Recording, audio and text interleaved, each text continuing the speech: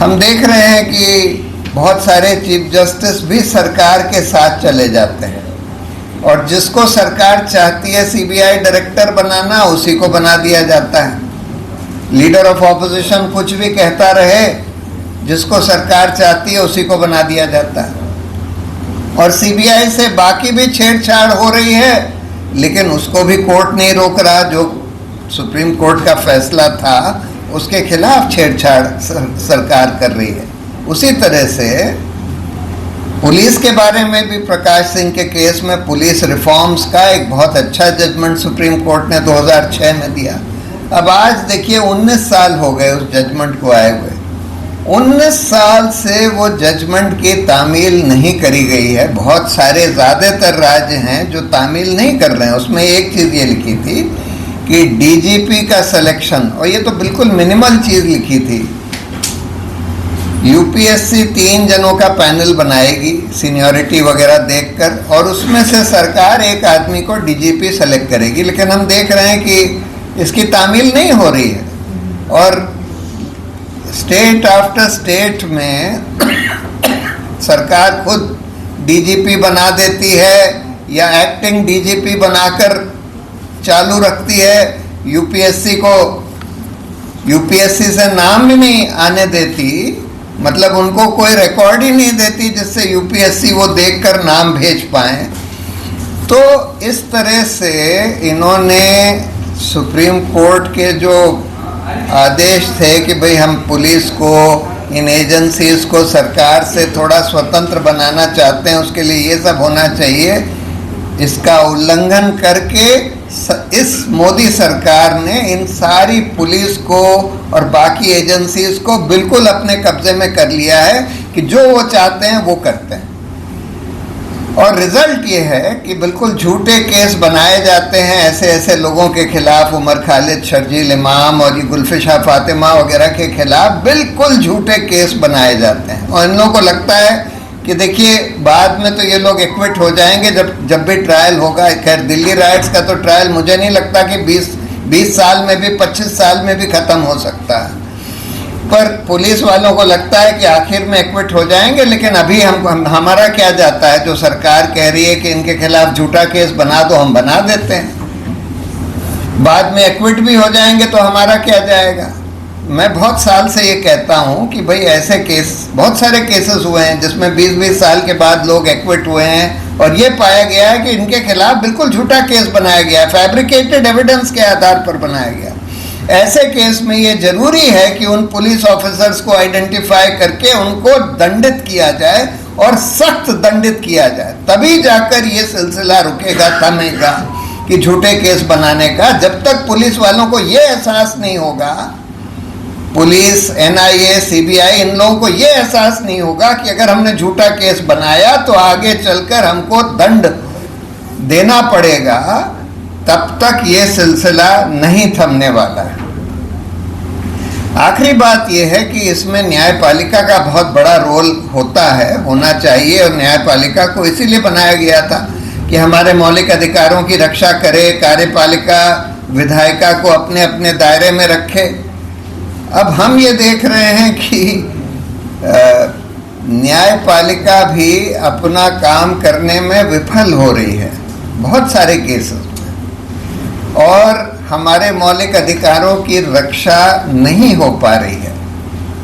उसका ये कारण है कि धीरे धीरे इस मोदी सरकार ने कई हथकंडे अपनाकर न्यायपालिका की स्वतंत्रता खत्म कर दी है। जब हमारा संविधान बनाया गया तो उसमें जो उच्च न्यायालय और उच्चतम न्यायालय के न्यायाधीशों के खिलाफ सरकार को कोई डिसिप्लिनरी पावर नहीं दी गई। उनको हटाने के लिए इम्पीचमेंट करना होता है, जो बहुत मुश्किल प्रोसेस है। तो उसको समझा गया कि भाई इसकी वजह से ये जज लोग जो हैं सरकार से स्वतंत्र रहेंगे। लेकिन हम ये देख रहे हैं कि आज आधे से ज़्यादा जज न्यायपालिकाओं में, चाहे उच्च न्यायपालिका हो चाहे उच्चतम न्यायपालिका हो, सरकार से स्वतंत्र नहीं है। और उसके कई कारण हैं। एक तो जो अरुण जेटली ने एक बार पार्लियामेंट में बोला था कि भाई इनको सेवानिवृत्ति के बाद नौकरी दूसरी दे दी जाती है बहुत सारे जजों को, और उससे इनको प्रभावित किया जाता है। वो कहते थे कि the post retirement jobs given to जजेस influences their pre retirement judgments. बिल्कुल सही बात कहते थे, और यही हम देख रहे हैं कि देखिए कुछ जजों को राज्यसभा का मेंबर बना दिया गया, कुछ जजों को जिन्होंने सरकार की बहुत सेवा करी, गोगोई साहब ने खूब सेवा करी सरकार की, और सेवा करने के बाद उनको राज्यसभा का मेंबर बना दिया। और राज्यसभा जाते होते नहीं है, उनको आलीशान लुटियन जोन में बंगला मिला हुआ है।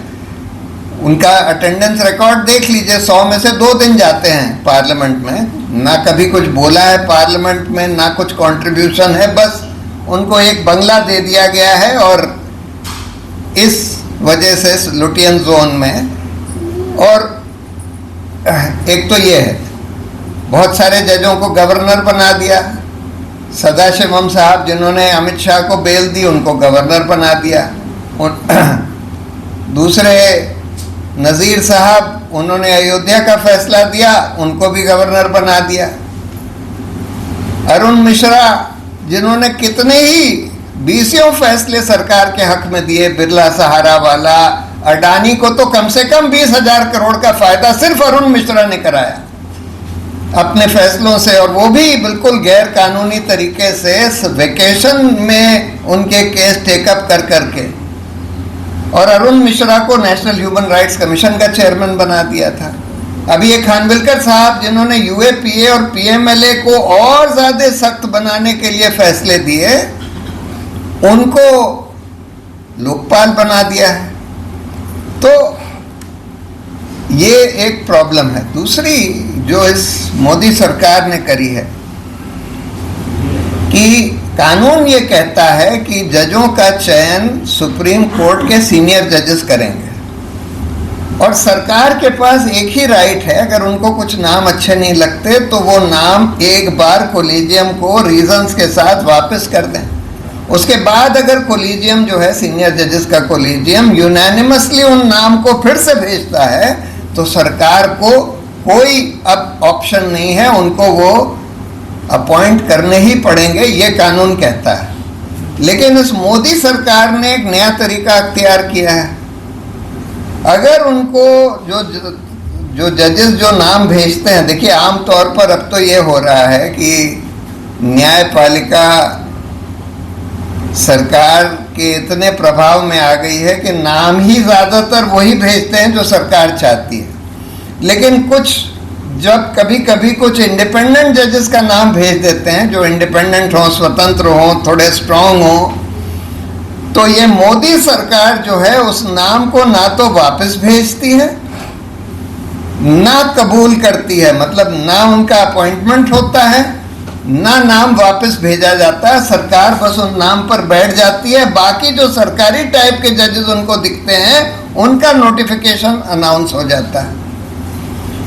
कभी कभी चीफ जस्टिस जब बार बार कहते हैं कि भाई हमने नाम भेजे थे, आपने कुछ बोला नहीं, बोलिए तो, कुछ तो बताइए क्या आप चाहते हैं, तब फिर सरकार वापस करती है नाम। और उसके बाद कोलिजियम कभी कभी यूनानिमसली रिटरेट भी करता है, ऐसा दर्जनों केसेस में हो चुका है, तब भी यह सरकार नोटिफिकेशन इशू नहीं करती, उन जजों की नियुक्ति ही नहीं करती। ऐसे में सुप्रीम कोर्ट को 2 ऑप्शंस हैं, या तो वो कंटेम्प्ट ऑफ कोर्ट करें प्रधानमंत्री या कानून मंत्री के खिलाफ कि आपने हमारे आदेश के खिलाफ आप एक्ट कर रहे हैं, और या फिर ये बोल दें जैसे वो गवर्नर के केस में बोला है कि भाई अगर 3 महीने तक सरकार जवाब नहीं देगी तो ये मान लिया जाएगा कि सरकार को कोई ऑब्जेक्शन नहीं है, और उस जज को ओथ दिला दी जाएगी, जज बना दिया जाएगा। लेकिन इन दोनों में से कुछ भी नहीं कर रहे ये लोग, और ये सरकार की मनमानी चलने दे रहे हैं कि भाई जो नाम उनको नहीं अच्छा लगता वो अपॉइंट होएगा ही नहीं, ये चल रहा है।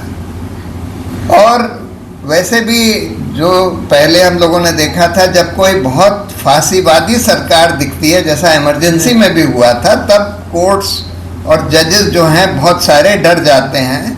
और यही हम लोग अब भी देख रहे हैं कि बहुत सारे ईमानदार जजेस भी इस सरकार से, क्योंकि एक ये फांसीवादी सरकार दिखती है, तो इससे डरे हुए हैं। और आखिर एक तरीका इस सरकार ने और अख्तियार किया है कि भाई सारे जो जजेस हैं, खासकर जो चीफ जस्टिस बनने वाले हैं, उनके ऊपर सारी एजेंसीज को कह देते हैं, पुलिस, NIA, ED, CBI, कि भाई तुम लोग डोजियर बना लो, इनके ऊपर ढूंढो कि इन्होंने या इनके नज़दीकी रिश्तेदारों ने कोई गलत काम किया है, कोई गैरकानूनी काम किया है कभी, और अगर कुछ पकड़ लिया तो उसको यूज़ करके उनको ब्लैकमेल किया जाता है। तो इस वजह से न्यायपालिका की स्वतंत्रता बहुत कम हो गई है इस दौर में, और इस वजह से हम देख रहे हैं कि हमारे मौलिक अधिकारों की भी पूरी रक्षा नहीं हो पा रही है इस न्यायपालिका के द्वारा। तो अब हम लोगों को करना क्या है? देखिए, मैं ये मानता हूँ, अब ये सब देखिए इसलिए भी चल रहा है क्योंकि हमारी जो इन्वेस्टिगेटिव एजेंसीज, यहाँ दिल्ली पुलिस, कई बार NIA, ये सब बिल्कुल सरकार के कब्जे में आ गई हैं। सुप्रीम कोर्ट ने CBI वाले केस में बोला था, वो विनीत नारायण वाले केस में, कि भाई CBI को सरकार से स्वतंत्र रखने की ज़रूरत है। उसके लिए उन्होंने कुछ प्रावधान करे थे कि भाई CBI डायरेक्टर का सिलेक्शन में चीफ जस्टिस भी इन्वॉल्व होंगे, prime minister, leader of opposition, chief justice, और भी कुछ चीज़ें बोली थी कि भाई CBI से आप सरकार कितनी छेड़छाड़ कर सकती है। लेकिन अनफॉर्चुनेटली ये हुआ है